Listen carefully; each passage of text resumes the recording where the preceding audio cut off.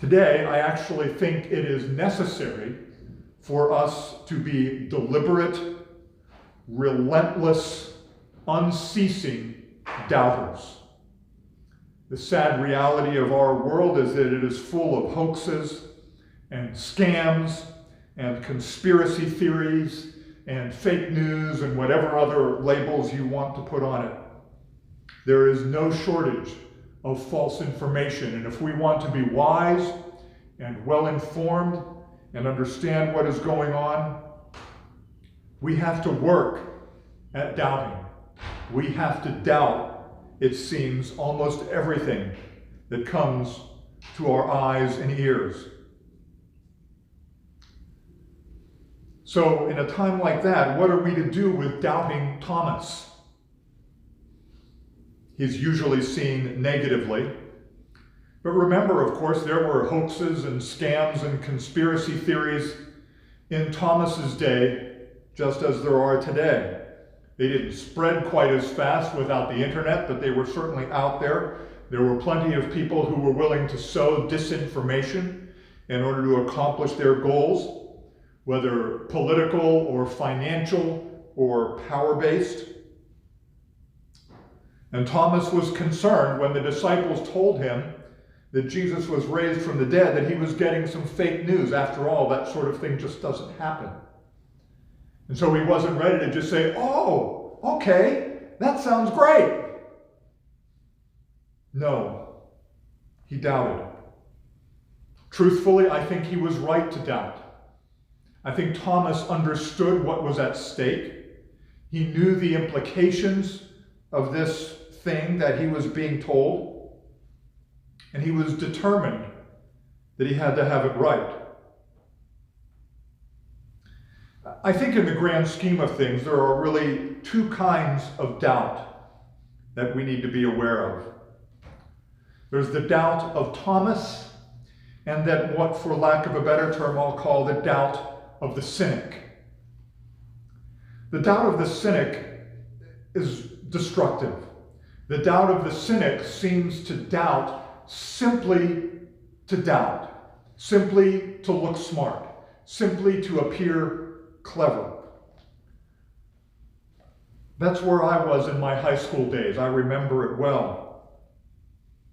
I was the son of an Episcopal priest, and the truth is I knew just enough about the Bible and theology to ask the hard questions. I knew just enough to sidetrack virtually any discussion.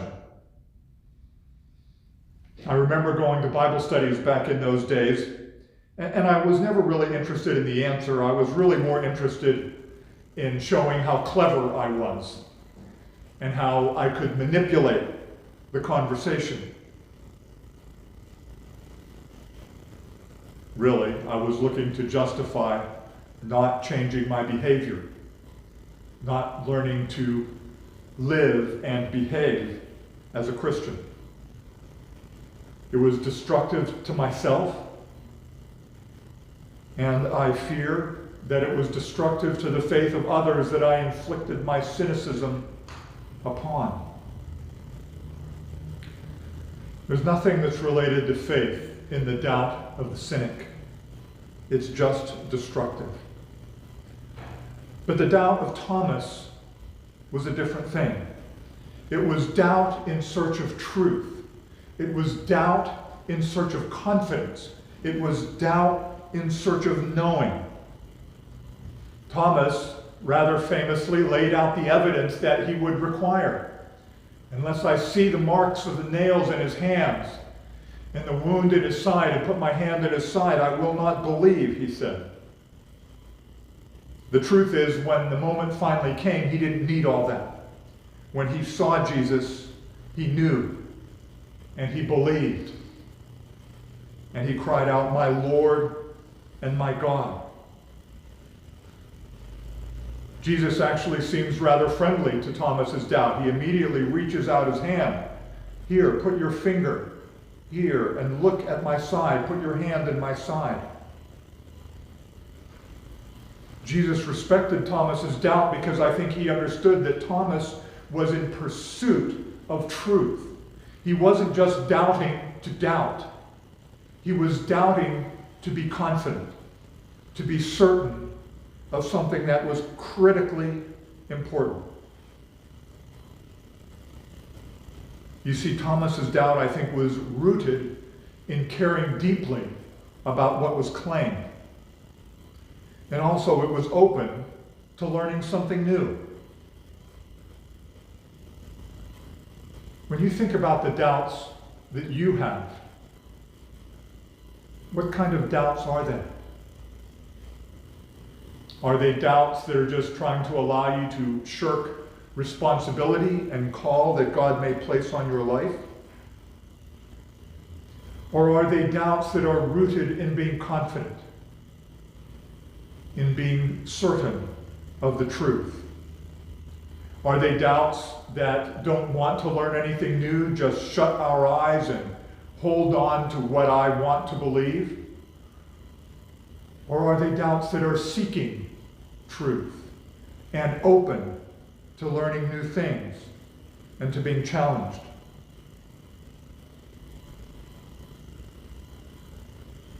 Thomas doubted the resurrection because it mattered. If it was true, it changed everything he perceived about the world around him. If it was a lie, then it was a horrid manipulation and a gross distortion and needed to be denied. He wouldn't accept it just because it would feel good to accept it, or because he wanted to go along with his friends. Instead, Thomas wanted to know. In fact, all four Gospels are at pains to demonstrate to us that the tomb really was empty. Even with guards, the tomb was empty. Jesus was seen eating fish. There were multiple appearances. At one time, we're told over 500 at once saw Jesus resurrected. All the disciples died proclaiming the resurrection, most of them deliberately killed for that declaration. Back in my high school days, my cynical doubt didn't care about that. It was all just a joke and a game to me. But Thomas doubted in order to learn. Thomas doubted in order to find the truth. And Thomas doubted so that he might root his life on something that would hold. So when you experience doubts, do you doubt that you may come to believe? Yes, in today's world we need to be serial doubters. We need to doubt much of what comes across our social news feeds, our emails, whatever other sources we may look to. But do we doubt in order to be sure, in order to learn, in order to understand what's going on around us and what is important? That's a healthy doubt. And it leads to a stronger faith, a more confident faith, a faith that we can boldly declare to others in both deed and in words. I think John includes the story of Thomas because he understood how important healthy doubt is. And he understood that the followers of Jesus and those like us who come after the original apostles would have healthy, reasonable doubt. Doubt that needed to be answered with truth so that we might be confident. And John actually tells us what his purpose was in that. He wrote this at the very end of the lesson just read. Now Jesus did many other signs in the presence of his disciples, which are not written in this book. But these are written so that you may come to believe that Jesus is the Messiah, the Son of God, and that through believing you may have life in his name. And remember that when the scripture talks about believing, it doesn't simply mean believing like I believe that the sky is blue or I believe 2 + 2 = 4. But rather it's a belief that causes us to found our lives on this new reality.